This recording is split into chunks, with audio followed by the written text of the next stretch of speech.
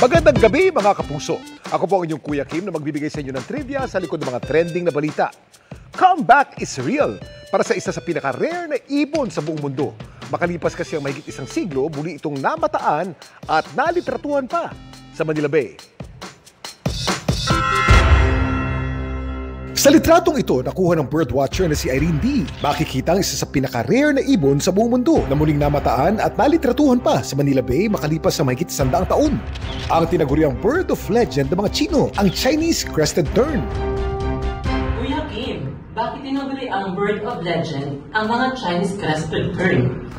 Kuya Kim, ano na?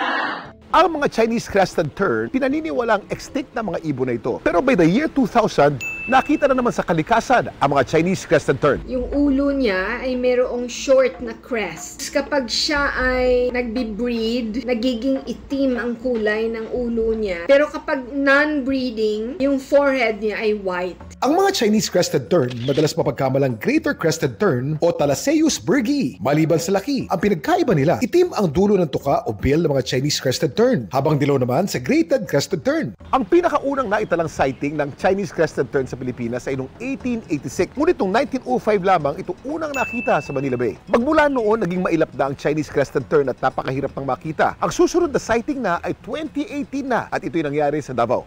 At tila may pakpak nga ang balita. Mula kasi nang mabalitaan ng recent sighting ng Chinese Crested Tern sa Manila Bay, marami na rin birdwatchers ang dumayo doon sa pag-asang mamataan din ang napakailap na ibon, gaya na lang ng grupo ni Bayani. Pero ang paghahanap ng ibon, hindi naging madali. Nag-iisa lang siya. Hindi rin madaling puntahan yung lugar. Ikaw ay mamamangka pa. At worth it naman daw ang kanilang paghintay nang ang napakailap na ibon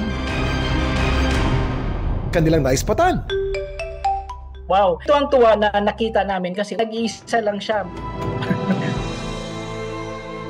Bukod sa napaka-rare ng Chinese Crested Tern, ito rin ay malapit ng maubos sa kalikasan. Ayon sa IUCN, ito ay critically endangered. Alam niyo ba na may isang ibon sa Pilipinas na sobrang ilap din? Katunayan, mahigit 100 taon din ang inabot bago ito nalitratuhan sa unang pagkakataon. Ang South Philippine Dwarf Kingfisher na matatagpuan sa kagubatan ng Mindanao. Ang pinakamalita species ng kingfisher sa Pilipinas. Una itong nilarawan sa Spear Expedition sa Pilipinas noong 1890. Sa sobrang ilap nito, makalipas pa ang 130 years nang una itong nalitratuhan ng Pinoy field biologist na si Miguel David de Leon. Samantala, para malaman ng trivia sa likod ng viral na balita, tweet o comment lang, #Kuya Kim, ano na? Laging tandaan, kimportante ang may alam.